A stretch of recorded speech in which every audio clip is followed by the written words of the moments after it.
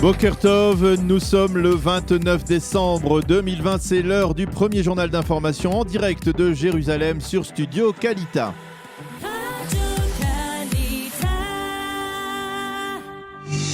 Et on prend tout de suite donc la direction de Jérusalem et les studios Kalita avec le premier journal d'information. Et Daniel Haïk, bonjour. La campagne de vaccination se poursuit en Israël avec une donnée particulièrement impressionnante. Oui, bonjour Christophe. 10 jours après que Binyamin Netanyahou ait donné l'exemple en étant le premier Israélien à se faire vacciner, le seuil du demi-million de vaccinés israéliens a été franchi hier soir.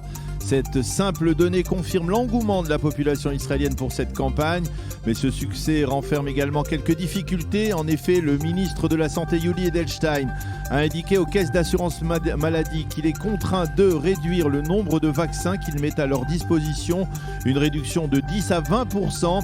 Résultat, le rythme de cette campagne de vaccination va être tempéré. Explication de cette décision, le ministère de la Santé a décidé de diriger une partie des doses de vaccins vers les hôpitaux et vers les services médicaux de Tsahal.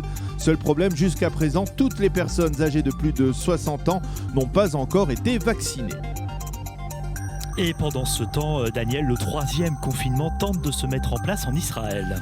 Et ce n'est pas facile, il suffit de circuler par exemple sur les autoroutes du pays pour constater que le respect des règles de confinement n'est que partiel. À ce rythme, affirment certains experts, il ne fait aucun doute que le confinement se prolongera bien au-delà des 2 semaines initialement prévues. Ceci étant, le ministre de la Santé s'apprête à renoncer à sa décision de placer en hôtel Corona tous les Israéliens de retour de l'étranger. Cette mesure provoque, on le sait, la colère de la plupart des Israéliens qui avaient simplement voulu partir ces quelques jours en vacances à l'étranger. Seul problème, là encore, les autorités sanitaires craignent des risques de contamination par la mutation britannique du virus. Une solution proposée, chaque Israélien de retour de l'étranger subirait un test rapide à l'aéroport, à l'issue duquel, s'il est négatif, il pourrait rentrer chez lui et se placer en quarantaine pour 10 jours. La campagne électorale est lancée et plusieurs acteurs politiques se placent dans les starting blocks.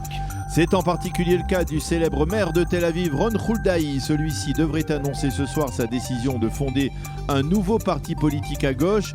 Huldaï, qui dirige la ville qui ne dort jamais depuis 22 ans, affirme qu'il ne veut en aucun cas un portefeuille national. Mon seul objectif est de mettre fin au pouvoir de Binyamin Netanyahou, a-t-il déclaré. Par contre, on attend toujours de savoir si Benny Gantz poursuit sa carrière politique ou bien se retire.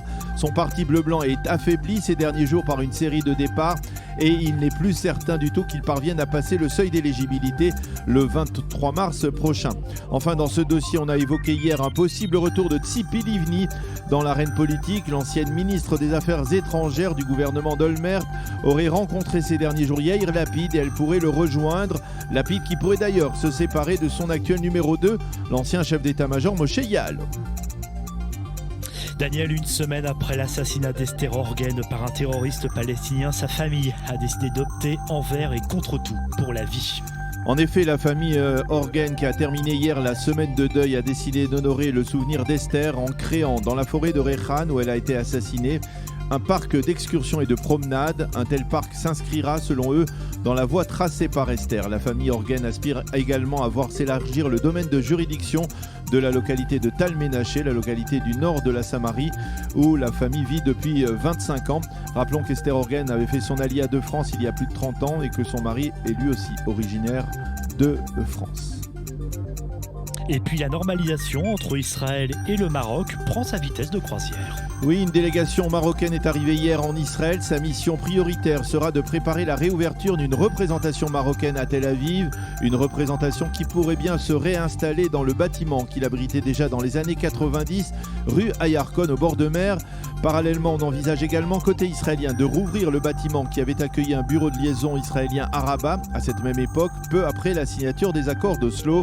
Ce développement prouve, selon les experts, la volonté réciproque du Maroc et d'Israël de rattraper le temps perdu, surtout en matière de coopération économique et commerciale. C'est la fin de ce premier journal d'information.